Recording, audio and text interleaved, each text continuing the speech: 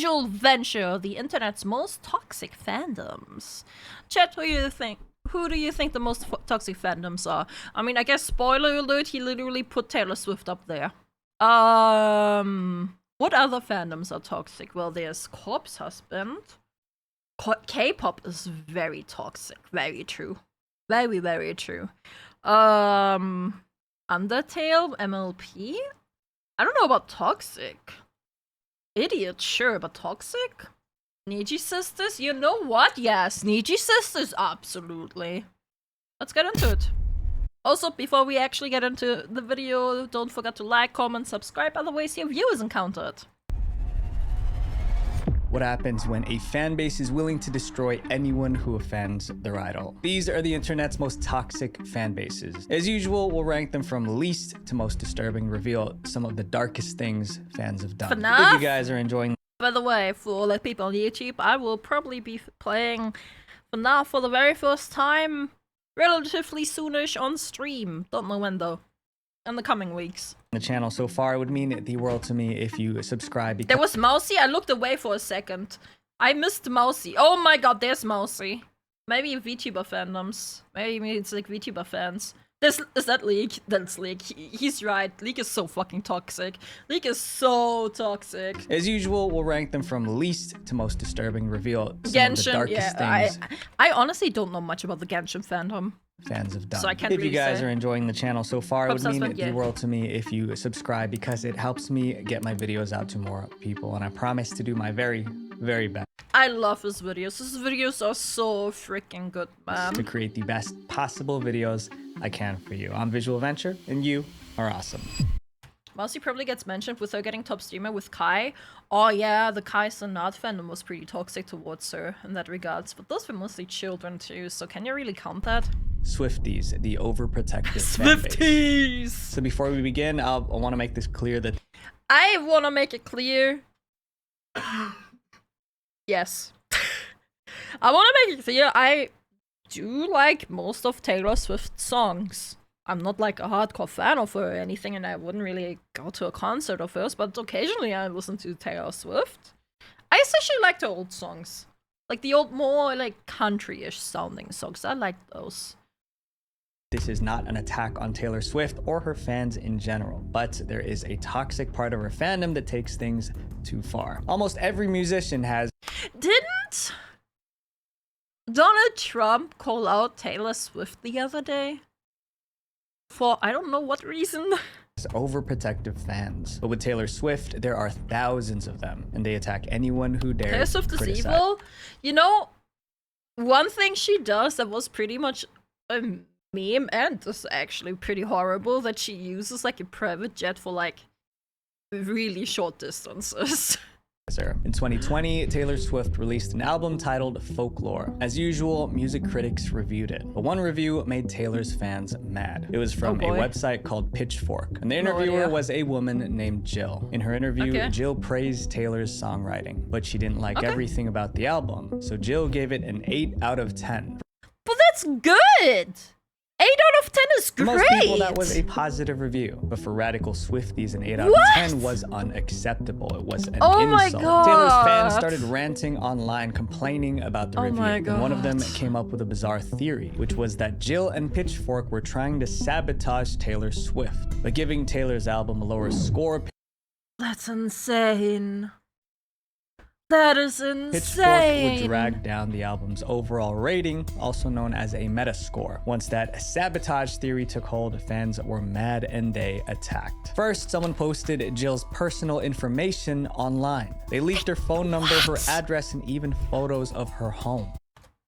Never anger a Swiftie, I guess. Jesus The Christ. doxing led to non-stop harassment. Jill got angry calls in the middle of the night. Some callers threatened to burn her house down. She even received death threats. Jill tweeted about how terrifying it felt. She said that it sucked to be scared of every person milling outside, or feel like you can't answer the phone. All of this happened because Jill gave Taylor a good review, but it wasn't good enough. But Jill wasn't the Swifties' only victim. In 2019, comedians Kitsunero appeared on The Tonight Show. During a guessing game, Miro made a joke. Some Swifties didn't find it funny. They felt Miro was insulting Taylor's looks. Within hours, the comedians were getting getting death threats. One What did crazy he fan say? even threatened Mero's kids. It was so bad that the FBI got involved. But Swifties don't just fight outsiders, they attack their own. That's what happened to a woman named Rita in 2019. Rita wasn't a regular fan. She was so devoted that she ran a Taylor Swift fan page. Her room was filled with Taylor Swift merch. And she posted videos of herself singing Taylor's songs. But some Swifties thought Rita's videos were cringy, like she was embarrassing the fandom. So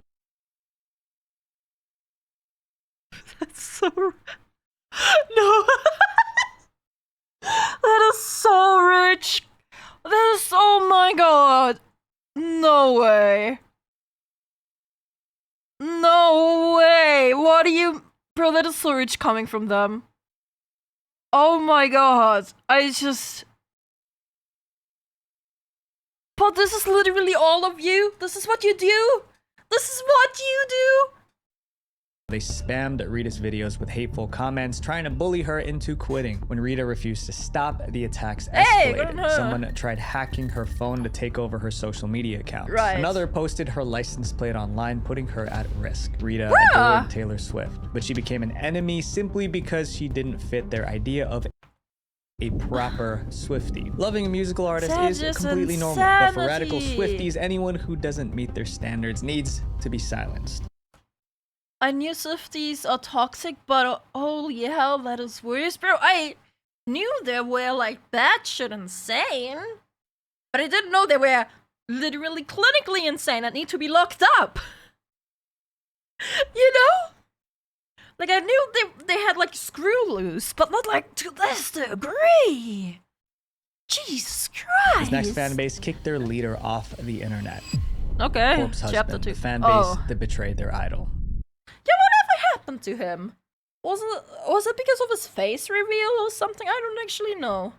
I know that, I think Valkyrie came out recently and said, yeah, he's still around, he just doesn't want to be on the internet anymore. He just doesn't want to be an internet personality, and you know what? Yeah. Good on him.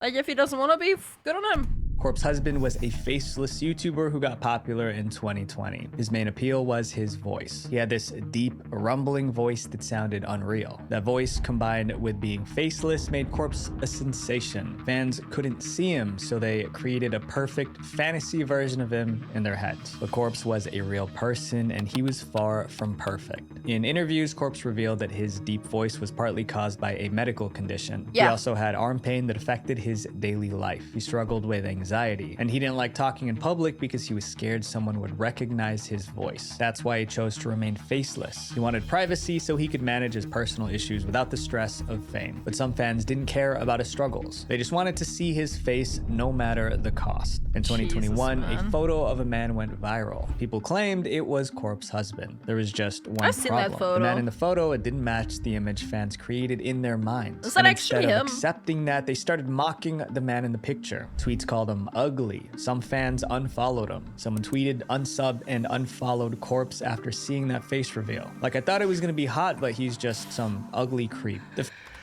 That reminds me of that I had, like, I have a video saved up on my watch later list, right, that I wanted to react to.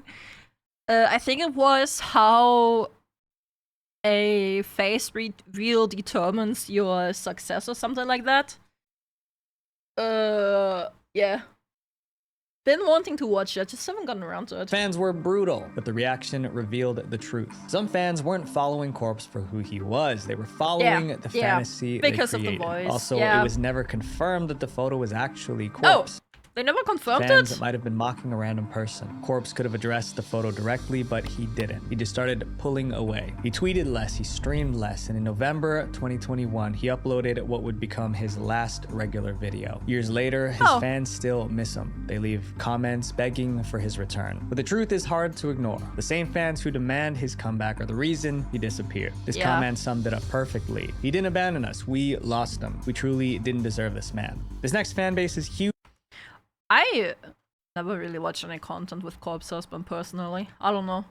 I just never, like, I get it. Okay, cool, he has a really deep voice, but I don't know. I don't know, I feel like it was a lot of fangirls that just got wet panties. You know? I feel like that's a lot of those fans that were also really toxic about it. Personally, I just never saw the appeal, but he could be funny, he could be a nice guy, I don't know.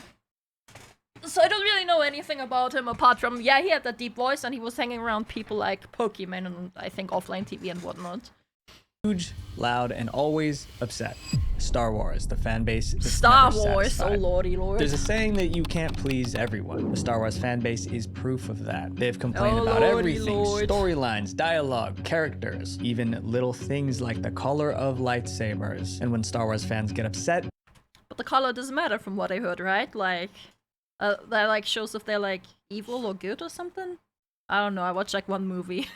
they get toxic. Star Wars fans love the original trilogy, but nearly everything released after has been a problem. In 1999, The Phantom Menace hit theaters. It was the first movie after the original trilogy. It was also the first Star Wars movie in 16 years. Fans were excited until they actually saw the movie. Many hated the film. They felt it didn't capture the spirit of the originals. The backlash was so intense that it nearly ended the franchise. Disliking a movie doesn't make someone toxic, but how some fans expressed their anger was ugly. They started harassing the actors. Ahmed Best, the actor who played Jar Jar Binks, was their first target because they hated the character. They made Ahmed their punch.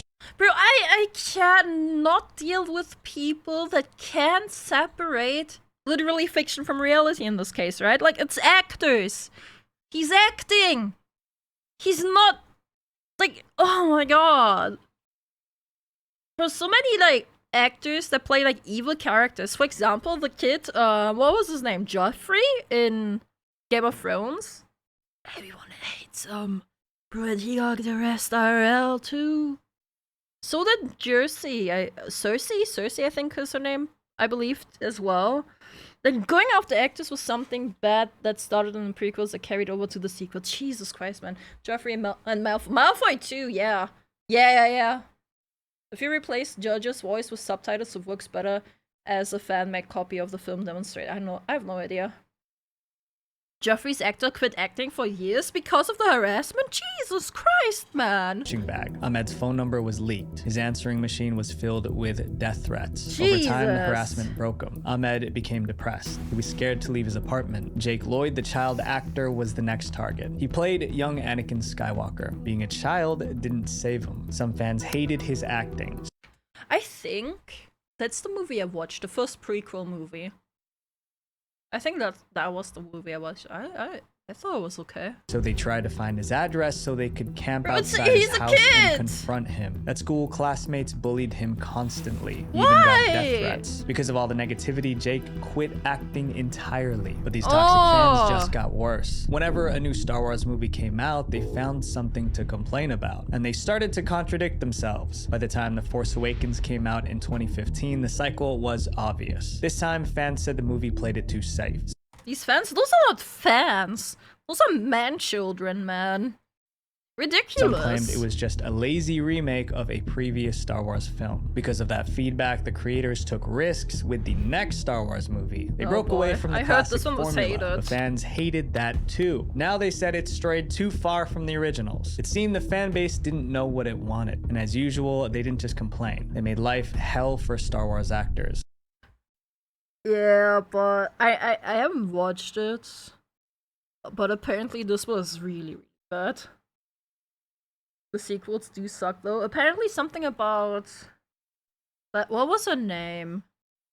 Rey or something, yeah, where Rey was just able to do anything super quickly and didn't even need real training or whatever. And she was just so talented for some reason. Without any lore given as to why. Like, one of the reasons. Like a Mary Sue, yeah, like, she was a Mary Sue. Yeah, for, like, no reason whatsoever. There is a Mary Sue, Finn is underused, Finn and Poe should have hooked up, etc. Mary Sue Skywalker. They harassed one actress by mocking her looks. Someone even added offensive comments to her Wikipedia page. Bro, She had what to the quit fuck? Instagram to escape the attacks. Daisy Jesus Ridley, Christ. the lead actress, wasn't spared. Even new characters couldn't escape. In 2022, the Obi-Wan Kenobi series introduced a villain named Reva. Reva was a character that fans have been asking for, but once she appeared, the same fans didn't like her, so they turned on the actress who played Reva. The attacks became so vicious that the show's producer Why? Like, the actress is literally just acting out what she's given. Attack the producers! Bro! intervened. He told fans, if you're sending her bullying messages, you're no Star Wars fan in my mind. The Star Wars fan base created a lose-lose situation. Play it too safe and they complain. Try something new, they complain louder. It begs the question. They should have just let it go. They just should have not kept milking the cow. The cow's dead. The only thing you getting is spoiled milk. Just let it rest. Make new IPs, man. If every Star Wars movie makes fans mad, maybe the real problem isn't the movies. VTubers, the parasocial fan base. VTubers! Oh, VTuber! What's a VTuber, guys? For those of you guys who don't know what a VTuber is, a VTuber stands for virtual YouTuber. They are streamers who appear online as animated characters instead of showing the real Bro, the Instagram filter was so funny. faces. Think of it like digital cosplay. Each VTuber plays a character and fans enjoy the show. But for some fans, watching VTubers isn't just entertainment. Some viewers get obsessed with VTubers. These obsessed fans are known as unicorns. Oh boy. Unicorns want people to stay pure. Unicorn, their favorite VTuber, isn't just a character on a screen. She's their virtual girlfriend. In order to maintain that girlfriend fantasy, the VTuber must stay single. She can't flirt or even speak to another man. If she does, they feel... Yeah, that is coming from idol culture. But it's not solely to idol culture. It's like the mix of streaming and idol culture, I guess, in this regards. Oh boy, any unicorns here? Stay pure, Exicon. Feel betrayed. And when these obsessive fans feel betrayed, the reaction can be explosive. No VTuber learned that lesson harder than Rushia. Rushia was one of Japan's biggest VTubers with over 1 million subscribers. But many of Rushia's fans were unicorns, so they treated Rushia like she was their girlfriend, like she belonged to them, and that almost ruined her life. The issue started on February 10th, 2022. Rushia started a live stream. In the middle of her broadcast, a private message popped up on her screen. It was a message her viewers weren't supposed to see, but they did. The message was, I just finished a live broadcast and I'm getting ready to go home. Meet-chan. They did. The message was from Mafu Mafu, a Japanese male singer. It read, I just finished the live broadcast and I'm getting ready to go home. The text itself wasn't romantic. Japan, isn't it? It's so much worse in Japan, and Rushia is a Japanese streamer. Or rather was. She wasn't the same, but yeah, there was a lot of unicorns with her. Yeah. But there were already rumors that Rushia and Mafu Mafu were dating. Now, this message from Mafu Mafu appeared on her screen. Her unicorn followers felt lied to. They believed Rushia betrayed them by not being single. Thousands canceled their paid memberships. Some destroyed their Rushia merch. A few even sent threats to both Rushia and Mafu Mafu. Rushia tried to calm things down. She swore she wasn't dating anybody, but they refused to believe her. To prove her innocence, she posted a screenshot. It was a chat between Rushia and her manager confirming she was single. But posting that chat cost Rushia everything. Like most VTubers, Rushia was signed to a talent agency. The agency had strict confidentiality policies. By posting that private chat with her manager, Rushia broke her non-disclosure agreement. So the agency fired her. Just like that, Rushia lost her platform. Not because she hurt anyone, but because her toxic fans pushed her so far, she broke the rules trying to defend herself. Later that year, there was way more to it, wasn't it, bro? I'm so out of the loop with the Rushia stuff. I watched a couple videos in it, but it's been so long. I can only retain so much information in my small brain. What was done to her was a disgrace. Yeah. Here, another VTuber had a similar problem. In August 2022, a VTuber named Crony streamed a gaming session with several that was the story of the whole life male VTubers. But most of Crony's fans were unicorns just like Rushia's. These obsessive fans hated seeing Crony interact with those male VTubers. Oh yeah, right. Oh bro, that keeps coming up though. There's so many unicorns that hate seeing Hololive interact with Holostars. Holostars being the male branch of Hololive, I guess. It's it's so stupid. Males on my stream, ew, disgusting. She's mine and mine alone. I will literally marry her. They bombarded her live chat with insults. To escape the hostility, Crony took a 2-week break from streaming. But when she returned, she took a different approach. Instead of trying to appease her fans, she stood her ground. She tweeted, after much consideration, I decided that I will be collaborating with whoever I want. The fact that she had to post that shows how controlling and toxic some VTuber fans can be. The members of this next fan base just can't get along. Like, good on her, man. But there's so many cases of this. Yeah, one thing he could have... Although that's not the VTuber fandom. Like, with the Kai Senat and the mousy stuff. I feel like, yeah, Rushi is definitely a good example to bring up for unicorns. There was also... What's her name? Oh, I forgot. Was it Susei that happened to? Yeah, I think it was Susei who... People also speculated that she had a boyfriend or a partner.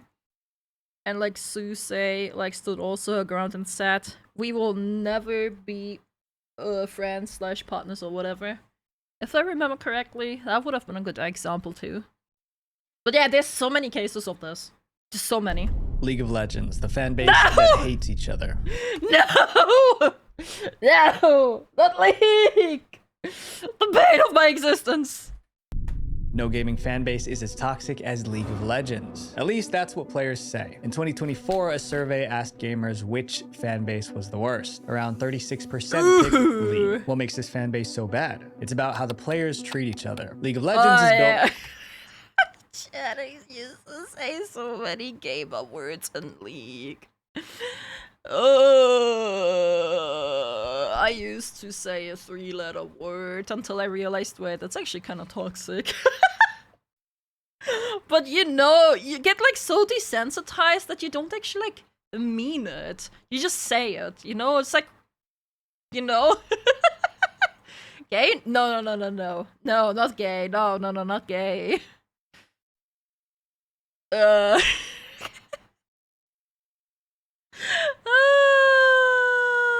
Slur? It wasn't a slur, no. Job? Yeah, I called people jobs. You know, I got banned for it, okay? So I did get my punishment, and I stopped saying it in games. Told people to Minecraft themselves, you know?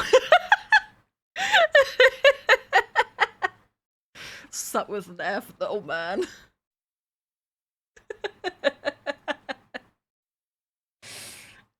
You just yelled it at the screen. Yeah. After I got banned, I just said it out loud.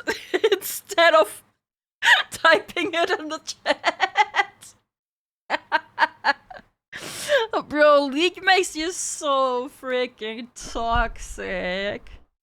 Oh my god. It's so bad. Oh my god. And whenever I like pick up League again, like every 3 months or so, I instantly revert to just being toxic. Banned? Are you still banned? I have a second account now. Like my main account got banned. Permat. Got perma-banned. Man, I used to be so toxic.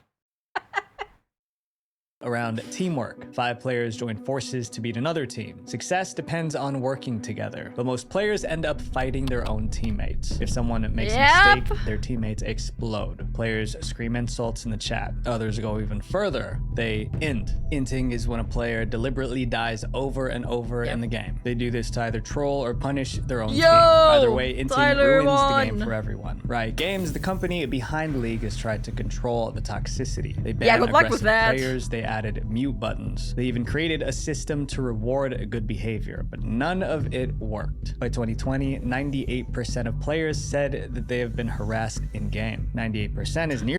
Being flamed in a game is not being harassed. Come on, man. Being told to Minecraft yourself is not being harassed. It's just someone telling you to fuck off. It's not that deep, bro. It really isn't. Like, jeez, chill. Literally every player. If players are this toxic during casual matches, imagine what happens when money is at stake. League of Legends has massive esports tournaments, and these tournaments offer millions of dollars in prize money. The most famous team in League is T1. They've won countless championships, and their star player named Faker was insanely skilled. Fans called him the Michael Jordan of esports. But in 2020, the same fans who idolized T1 turned on them. That year, T1 failed to qualify for a major tournament. Fans blamed the team's coaches for benching Faker during the qualifiers. The coach who benched Faker received death threats. Other players began getting Jesus Christ, okay. as well. T1 CEO had to plead with fans to stop. Some fans ignored the warning. By September 2020, T1 started tracking down those behind the threats to take legal action. This wasn't the only time fans turned on a professional league team. One team received an actual weapon in the mail. It was supposed to be some kind of warning. It's no wonder so many consider League of Legends the most toxic fan base in gaming. Up next, which team? Which team? It's supposed to be some kind of warning. It's no wonder so many consider League of Legends the most toxic fan base in gaming. The weapon question was the doohickey. I have no idea what that is. One team. Which team? There's so many teams. Do you have some links about this? Which team? Katie Roldster? Do you know about this? Is this a fact or are you just guessing? Quick Google. Okay, Katie Roldster. Where are they from? Katie Roldster. I never heard of that team. Are they from NA? They're Korean. Alright. Up next is a fan base that operates like a mob. Genshin Impact, the fan base of the bullies. The only Genshin Impact drama I somewhat knew about was Tectone having that drama with that YouTuber that uses like a green slime as an icon, I think. That one got really out of hand though. And I don't really remember much about that Genshin one. Impact is more popular than people realize. It launched in 2020, just 5 years ago, but it already generated over $6.3 billion in revenue. I would just say, I think Genshin mastered the anime style for games. It looks incredible. Oh, the VA drama also exists, true. I'm so happy that we replaced Paimon's English VA. Genuinely, horrible person. Either way, Genshin 100% perfected the anime style. It looks amazing. It looks so good. But I have sworn off gacha games. I may falter one day, but for now, I shall not fall into the gacha pipeline, the gacha rabbit hole. I've sworn off of it after wasting too much money on Fei Xiao in Honkai Star Rail the third. Don't remember. So no Azure Lane stream, no Azure Lane stream. I have sworn off gacha games after I wasted fucking money on that fox woman that is so incredible hot. More than 11 million people play the game every month. That's the population of a small country. But a game this big attracts all kinds of fans. Some of them are notorious for bullying, and some... Ooh, I also just want to say, I love how the elements interact with each other in Genshin. It's so cool. It is actually so cool. I hate that it's a gacha game. I want to play the game. I do want to play the game, but I don't want to spend money on it. And I feel like just because there's the option to spend money on shit, it like ruins the entire premise for me.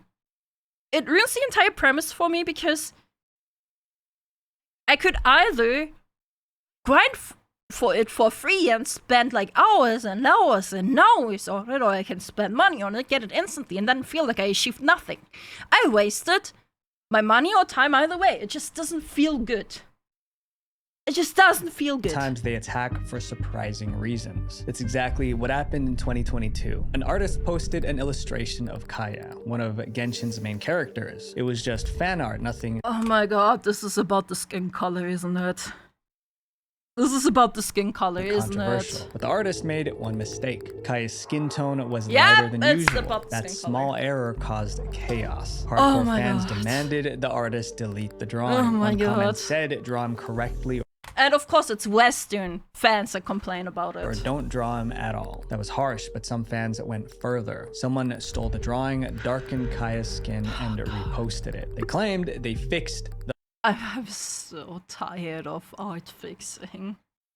I'm so tired of it. The artist even tried to apologize. They tweeted, "I didn't mean to paint Kaya's skin color brightly." It turned to apologize. They tweeted, "I didn't mean to paint Kaya's skin color brightly. It turned into this color unintentionally. I'm sorry for making you feel uncomfortable." But the apology didn't end the harassment.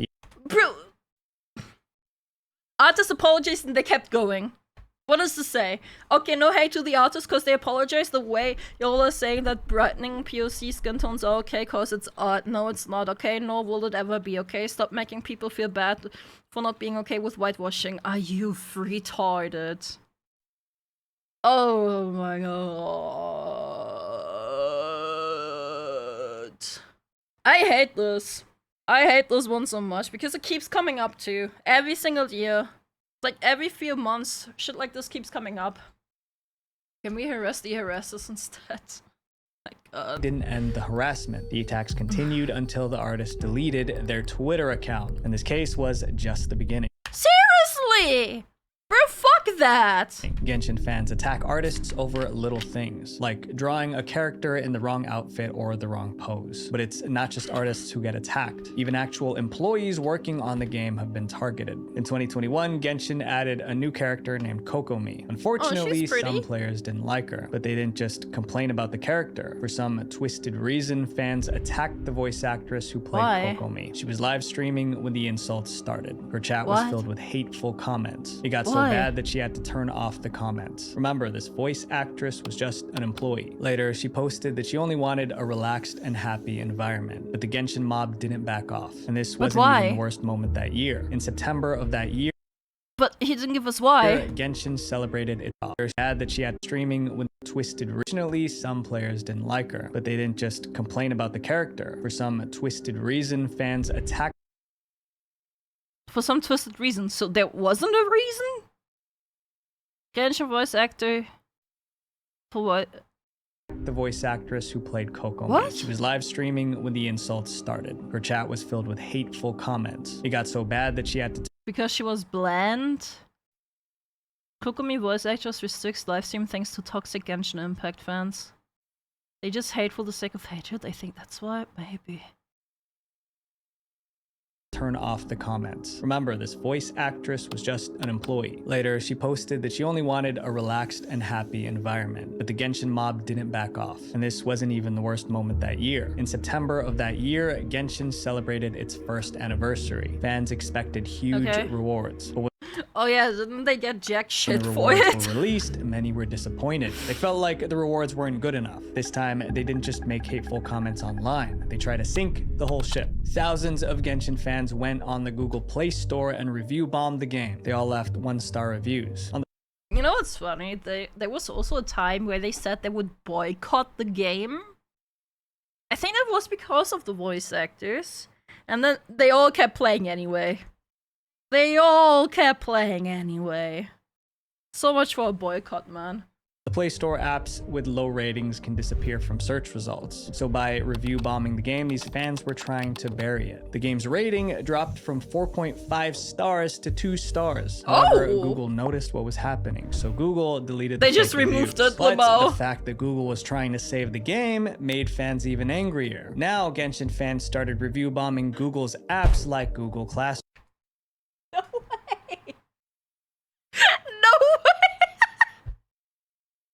They review bombed Google Classroom! Why? That is so dumb! What?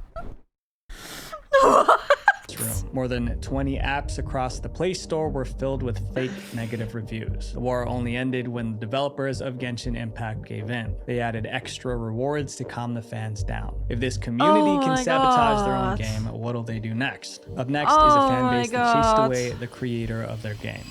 Oh no, that sounds bad. What did you expect from the the abuse for school? Yes, that one. Oh my, Oh my god. It's FNAF? Five Nights at Freddy's, the federal fan base. Five Nights Uh-oh. at Freddy's launched in 2014. It Wait, the actual creator left? What? was an instant hit. Players took Again, never played it. Probably going to play it one of these weeks. Like the original game. Did you know, chat? The original Five Nights at Freddy's games, 1, 2, 3, I believe, all first 3 games are not available in Germany. Isn't that fun? But Axion has an account from Slovenia, and we just bought it on his account, and I'll just play on his account. Really, why? It's because it doesn't have an H rating. And if it doesn't have an H rating, it gets removed from the German store. Because everything needs an H rating, because Germans are very, I don't know, very, what's the word? Very strict about this, I guess. Do you know you can pause FNAF? No, because I never played the game. on the role of a night guard trapped in a haunted pizza shop. The game was filled with hidden clues and mysteries waiting to be solved. The community grew fast, but as the fan base exploded, so did its darker side. The game was created by Scott Cawthon, and in the early days, Scott was very active in forums. Scott listened to fans and shaped new games around their ideas. Fans loved having that connection, but the closer Scott stayed to the community, the more demanding it became. In 2015, Ooh, parasocials. FNAF 3 and 4 were released, but fans thought the games weren't scary enough. Others thought they were too easy, so angry fans attacked Scott directly. One fan even went after Scott's family. I mean, imagine threatening someone's family over Because you didn't like the game? What is this pussy shit, man? But the attacks didn't stop there. Later that year, Scott released the first Five Nights at Freddy's book. His co-author was a woman named Kira. The fans couldn't find much about her online, so they concluded she didn't exist. They accused Scott of lying and attacked him again. Scott later clarified. They know pen names exist, right? You know, authors make up like fake names to protect their... Oh my god. Kira was a professional writer, but he told her to make her accounts private because he expected weirdos and creeps to stalk her. That means Scott realized how toxic the FNAF fandom was becoming. In 2016, it got worse. I love the book Scott series. launched a spin-off called FNAF World. The game was buggy. I did watch the movie though, the first one. I thought it was alright. So fans hated it. Scott took the game down, fixed the issues, and re-released it for free. But fans kept criticizing Scott, calling him a sellout. When Scott deleted the worst comments, they accused him of censorship. He simply couldn't win with them. By 2021, he had enough. He stepped away from Five Nights at Freddy's completely. After Scott left, new developers took over to keep the franchise alive. But the toxic fans treated them even worse. In 2024, a fan project called FNAF in Real Time was canceled. The developers revealed they were receiving threatening messages from angry fans. The harassment shook them so much that they abandoned the game too. The community that made FNAF a hit was tearing it apart. One FNAF fan on Reddit said it best: "We literally can't have anything anymore." Yeah, because you literally destroy anything that you get. Like, Jesus Christ, man. My friends, being a fan of something isn't an excuse to hurt people. If there's one thing to take away from this video, it's this: we can enjoy good things without tearing others down. Visual Venture. Jesus. If you guys think this video about fandoms was pretty bad, oh, trust me, it gets worse, and it can even end in death. If you want to see the most disturbing internet fandoms part 1, click here. There's a part 1? Oh boy. Guys, peace. Please. W Visual. Yeah, I love his videos. Although, he seemed to be leaving some information out for like no reason. Like, for example, what team? Apparently, like KT Rolls. But he could have added that in. Either way. I remember he nearly got cancelled for donating to Republicans because he was a normal supporter. What? People are insane, man. Surprised the DBD fandom isn't here. Maybe it was in the first video.